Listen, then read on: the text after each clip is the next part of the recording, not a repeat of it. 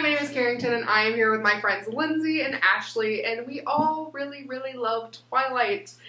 Recently there was a Buzzfeed article published, and it talked about a lot of unpopular opinions, and it kind of spurred a 2-hour-long group chat conversation where we talked about Twilight a lot.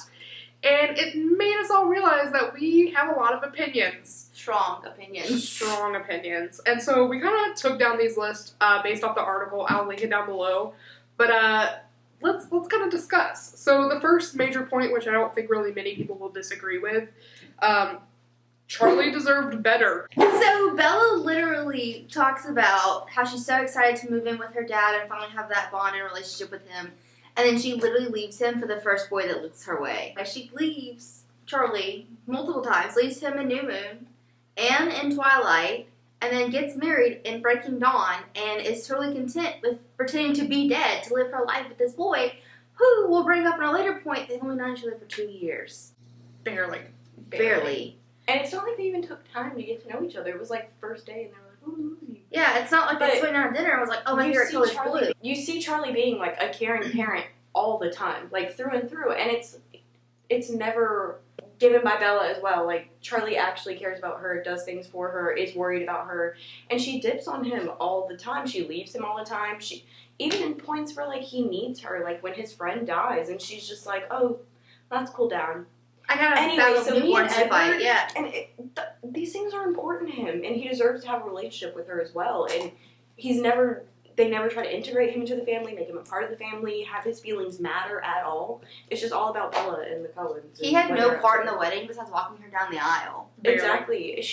They treat Charlie as a sideline character that like you don't get to care about, but that's literally your parent. And to be fair, like, there are definitely things like in the book that like show that they have a better relationship, but at the end of the day, she was selfish. And I know that that's like on par with most teenagers.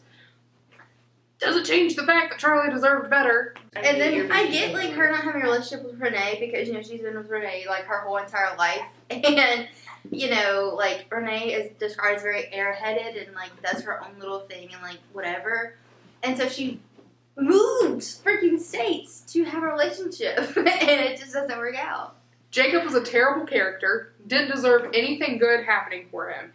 Jacob was so immature, and I get that he's a kid, whatever, but the fact that he was so, like, very adamant, he's like, no, you love me. Even though Bella makes it very, very clear in the books, no. Multiple times. She does not. And he's just like, oh, no, that's fine, but I love you and you love me. And, like, manipulates her and is a terrible person. Jacob is the worst character. Like, book Jacob was the worst. Movie Jacob was a little bit better, but, like, there was never any, like, doubt in my mind. I was never Team Edward, Team Jacob, because in the book, it is very clear.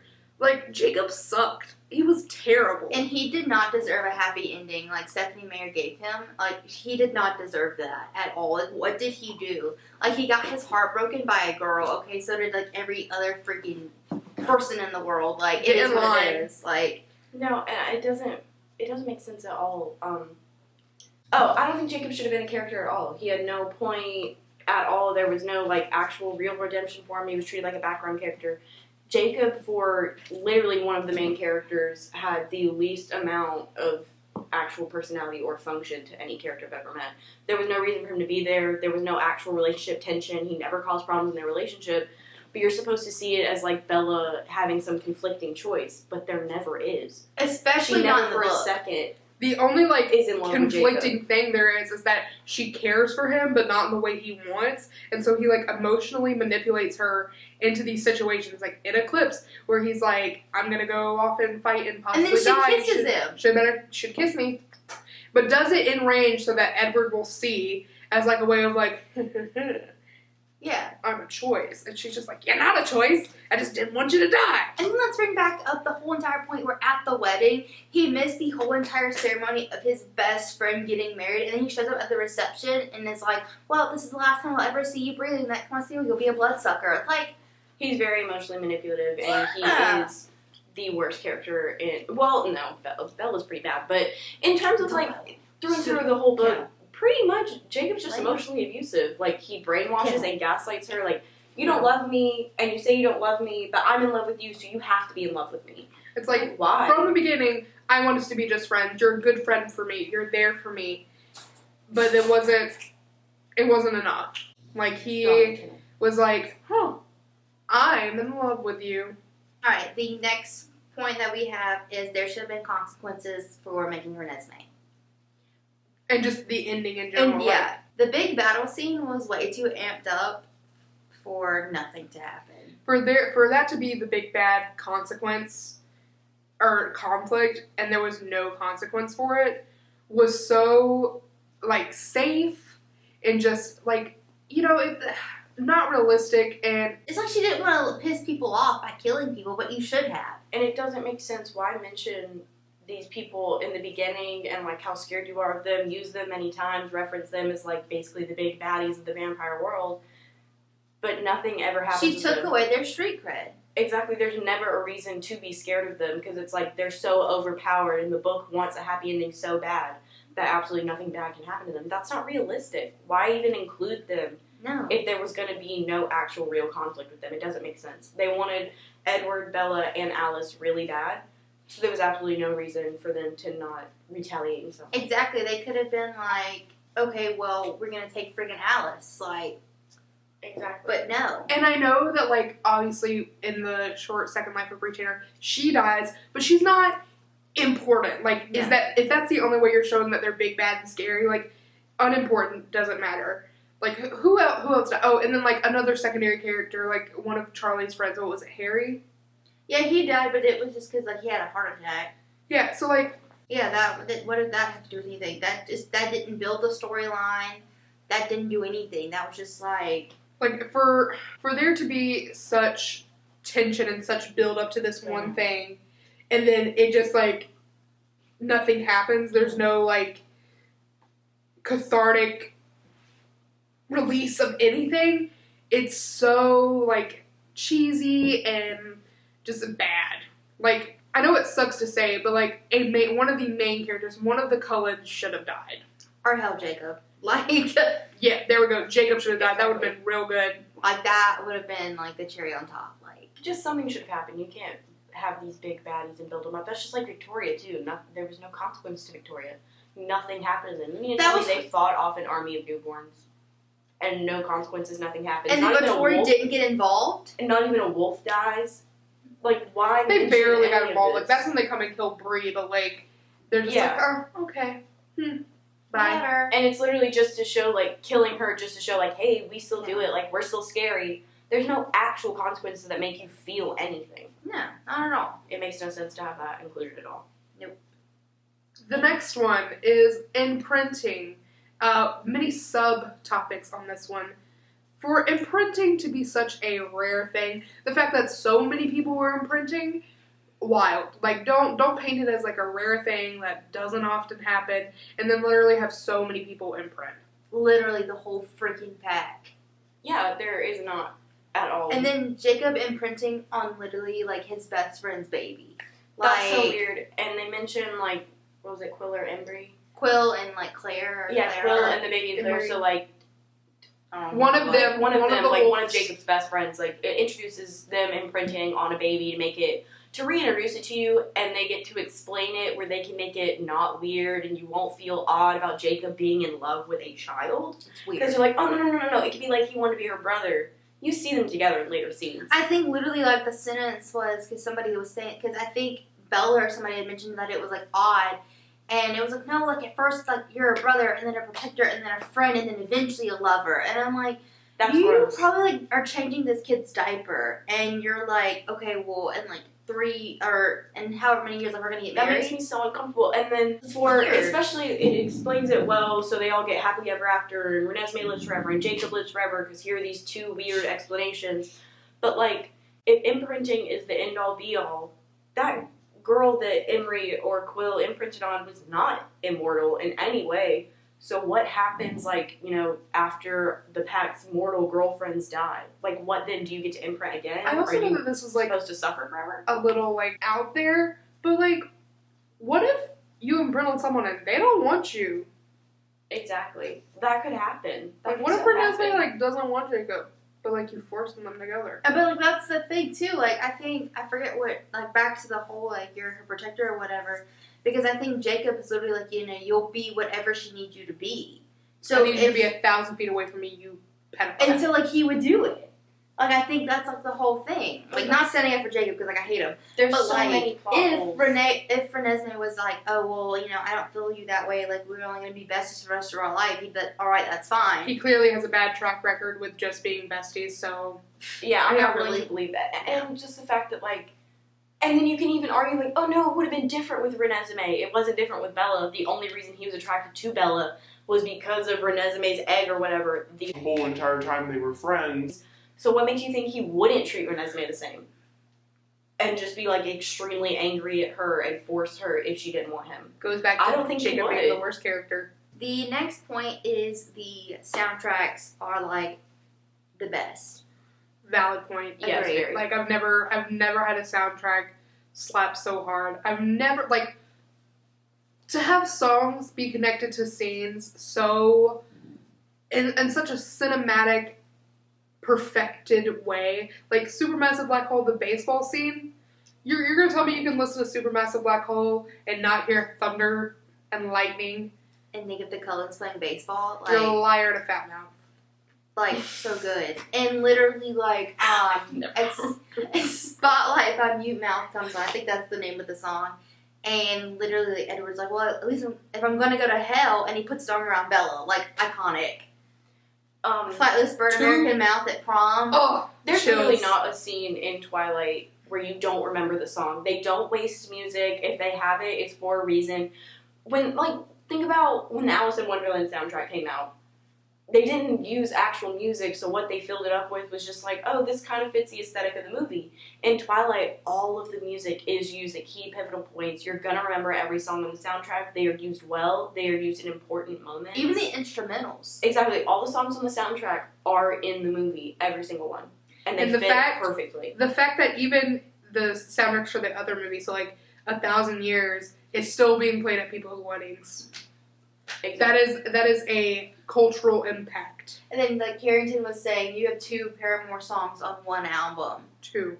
On God that Blues bless. Oh, yeah. soundtrack. God bless us. You can't beat the Twilight soundtrack. Like, No in the movies music can do it video, better. like, Hayley Williams' bright red hair in the forest, like, No, yeah, absolutely not. No Slaps. movie has or can do it better. I don't know who was in charge of that, but that was amazing. I don't the think whole way anyone through. has ever done anything. I don't think there's any, like, soundtrack that matches that. No, not at all. 10 out of 10. Calvin Hardwick should have directed all of the movies. Like, the last movies are fine, it's okay, but the cinematic excellence that is Twilight, I loved the blue hue, I loved the just... When she did that first movie, she really made a whole aesthetic. Like, think of it. Yes. That is a whole you aesthetic look and up- feeling. Like, you feel something when you see that. Like, it's so nostalgic.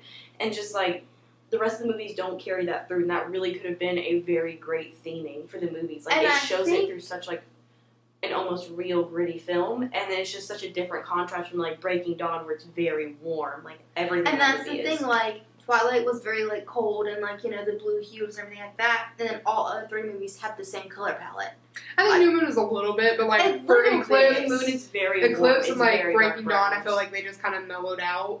Yeah. But just, like, that very iconic blue tone, just, it was really good. Like, it was It so makes atmospheric. You feel cold. It makes you feel With the weather a of movie- Forks. It makes you feel how cold Edward is. Like, it is so With a movie well that didn't shot. have that well of a budget either. Because they didn't know how big this movie was going to be. Exactly. Like, she did everything to a T. Like, it was fantastic. and when you watch it, like, the whole setting is cold. The talking points are that Edward's freezing. It makes you feel, but through the rest, Edward looks way too human. So He you does. forget that, like, oh yeah, he's ice cold and stuff. It never makes you doubt it for a second in the first one. It feels like he's a vampire. Like, in you- the others, you're almost like, oh, he's human. You feel Like, you more guys and he can't looks see it, more. obviously, but we're having the Twilight soundtrack play in the background, and we're literally looking at the New Moon cover for one song, and then the other one's Breaking Dawn, and, like, literally the difference is ridiculous.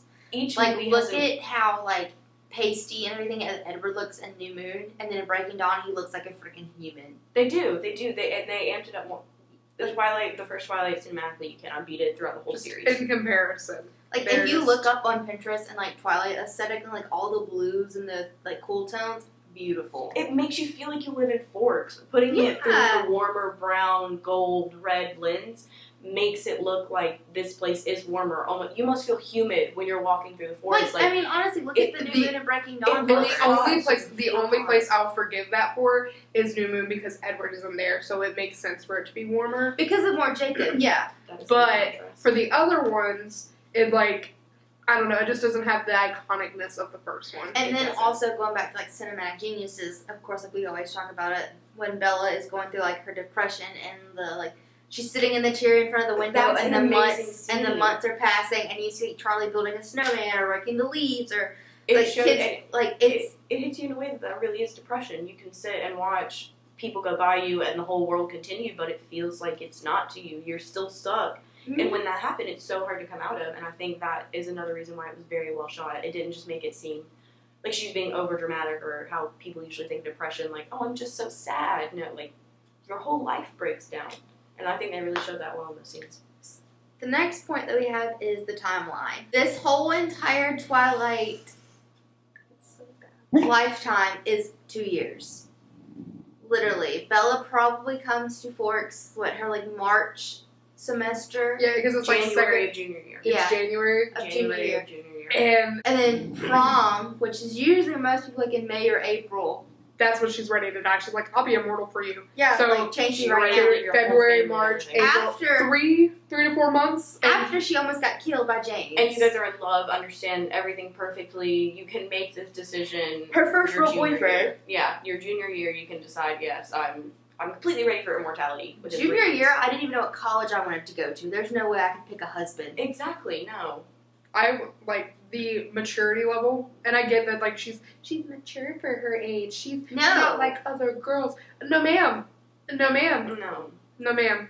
It's weird. It's weird. A lot of the male figures and relationship dynamic, it's very weird to show kids that young willing to make decisions and choices like that and gives you almost a misdirection. Let's talk about the fact that this girl knew that she wanted to marry it within probably 2 weeks, honestly. She didn't have a freaking cell phone.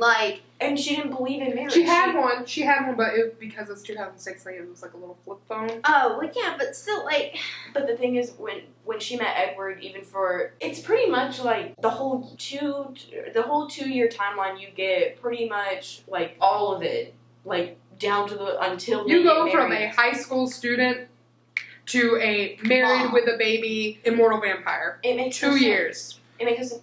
But How are you at all emotionally mature for any of that? she disagrees on marriage literally up until the point they get married. you literally. So you mean to tell me she spent 2 years hating marriage, and then out of nowhere she was totally cool with it? And the only reason she did is because she wanted And they weren't even, to. they were married for, a week and a half, and then she's like, oh, God, I'm pregnant. If you get sex, you will die, is what they're saying. Like Mean Oh. Girls. Because that's what happened. Like in Mean Girls. And you get sex, and then you die. But it's just, and then, and this girl has the most exciting life for, in 2 years. Yeah. She went from a normal, high school student with, normal friends for, a whole 3 days until she met Edward. And then, literally, she's, and you mean to tell fighting me vampires, finding out her best friend's a werewolf, falling in love with a vampire, being blended into this family of vampires, And a you mean to newborn tell me- army, going to Italy. in 2 years, in the span of 2 years, this child's life went her life went completely off the rails. She has run away 3 Twice. times. And then the whole camping trips and stuff like that, 3 times in the past 2 years. She gets with him, the James thing happens, she's out. Then they get back together, then the Italy thing happens, she's out. And then literally just the next couple months, she's like, I'm dying. And nobody's like, hey, is he weird. hurting her? Is something happening? That doesn't make The sense to me. timeline was just so whack. It was. So crazy. Way too rushed. Even the Harry Potter books had better pacing. So the next point, even though we all clearly want Jacob to be die and Kick the non-existent, bucket. is him and Leah should have been a thing. And here's our argument. Jacob literally pressured Bella into a relationship all the time, even though she didn't want one. Had to watch his soulmate find a soulmate, but then Leah did the same thing. Leah and that's another great contrast. Maybe they were trying to show that when Jacob's doing it, you're like, oh, it's so cute. He's pawning after her. He loves her so much. He has so much devotion. But then when you sit and watch Leah do it, a female, you're like, oh, she's sad and desperate. Like, are you kidding me? And I almost feel bad for Leah. Like, she had this whole planned out with Sam, and then literally within the blink of an eye, like, he was in love with Emily. Like, and that's hard for somebody like, who you thought you were going to spend the rest of your life with, and then all of a sudden, because of your crazy wolf gene, that doesn't happen. It does suck, though, but I think it would have been a clear resolution for it. Because they were such parallels. Like, Jacob wanted Bella so bad, that wasn't the right person for him. They had a soulmate. And Leah wanted Sam so bad, that wasn't the right person. They had a soulmate. And then just the clear contrast of they both know what it's like to live like that, to constantly be competing with someone, loving someone, and And then the other craziest thing is, like, you know, of course, like, you see Jacob, but, like, Jacob's side of it, where he's always like, oh my God, like, Bella, I'm in love with you. Like, Bella, like, you need to change. Like, you need to be with me, blah, blah, blah. And Leah literally just sits back and she can't do anything. Like, she just, like, gives up in a sense. Like, she accepts it. Like, Yeah. two sides of, like, the same coin. Like, literally. they're both facing the same thing and they deal with it just a little bit differently. Like, But, like, Leah they sits kinda in the came back and tries to together. kind of make you feel sad and lonely and bad for her, But whereas they- Jacob's just kind of in your face, like, But they would have been beautiful together. I think It would have been really interesting. A lot of and would have been a clear better- love interest. better than a child. Yeah, and they could have co-ran the pack. Jacob's obviously an alpha, started his own pack. Leah could have had like a clear impact on that. They could have ran it together, helped train all these young new wolves. They could have Leah just had been best experience. friends, and I would have been content. Exactly, Leah and Jacob, they kind of deserved that. I Like, mean, they did- they like, were perfectly built for each other. in a If sense. anybody deserved it, Leah did over Mhm. Jacob. Exactly. Like, Jacob was an aggravating ass the whole entire series. And Leah literally just sat back and was like, this is the cards I'm dealt with. This is how I'm going to deal with it. She And did she make was a some like boss-ass bitch. she did make like She was. it uncomfortable for the other one, but like they deserve to have it be uncomfortable. It sucked. And like, if you, like, you know, like the whole, like, oh, the werewolves read each other minds or whatever. Like, Leah had to sit and, like, hear Sam's thoughts about, oh, my beautiful wife, Emily. Like, oh, my God, this, And then this, he and had that. to sit and listen to her, like, and she can't control it. There's nothing she can do about it. So the whole pack looks at her as this sad, pathetic ex-girlfriend who just pawns Like after she's him. going through it. Jacob literally Exactly. says that at one part. And she doesn't have a choice. Where else is she gonna go? You know. At one part, like, they literally, I think Jacob is like, oh, we have to deal with the Sam, Leah, Emily drama fest, and Bella's like, Jacob, stop being a dude, like stop being a dick, really. Yeah, exactly. Like, you do this to me, you and Edward, and there's no competition, and you are Leah, and you're so pissed off at it, but you are Leah. And That's another thing that I think is, like, really crazy. It's just, like when they're sitting in the tent, like, preparing for the big battle or whatever, Bella's obviously like, freezing cold or whatever, so she snuggles up to Jacob, and Jacob literally goes, you would warm faster if you were naked. He's in front disrespectful of and disgusting. her fiance. And that's the thing that he's worried about is, like, getting sexual with Bella to make him jealous and stuff like that, or, like, wanting intimacy, and Edward doesn't. Like, he does not want to do that with her. He wants her to wait. He wants it to be special. He doesn't want to hurt her. He doesn't expect too much from her. He never pushes her. Christian propaganda. She does push him Yeah. a lot, making him very uncomfortable and stuff, but making him do it anyways. Anyway, Edward was, like, the perfect mellow, you know. If she wanted you, I'd let her be. If that's really what she wanted, that proves that I actually love her. Goes back to Jacob being a terrible person and Exactly. a terrible friend. But Jacob was just like, if I can't have her, no one can. and Like, I'm not honestly, gonna if that stop would have fighting. turned, if the book would have turned, and, like, for some reason Bella would have went with Jacob, like, Edward literally would have been waiting in the wings. He says that, I'll be waiting in the wings for you to fuck up because I know you're going to. Mm. Like, that's how confident he is that Jacob is a piece of shit. And he is. Edward was completely 100% valid in his hate for Jacob. While we could continue to go on, I haven't even the space Nor brain capacity. nor brain capacity to continue. Thank you for listening to us Yeah, go thank you. on and on about these Parts that probably nobody cares about, honestly. No one cares. No No one one's is searching gonna this on sit YouTube. We did this for our enjoyment, yeah. Honestly, it's These are their Twitter handles if you want to find them, because they post very interesting things. Probably a bunch of Twilight retweets. Lindsay will Yeah. probably you link you to her favorite fan fictions. It's fine. You can find a Sorry. couple of my Twilight tweets, but please just know that that's what I couldn't put in the video. It just needed to be somewhere. They're from a couple months ago, but I digress. So yeah, thank you for watching. Thanks. Bye. Fuck yes. That's a video, ladies.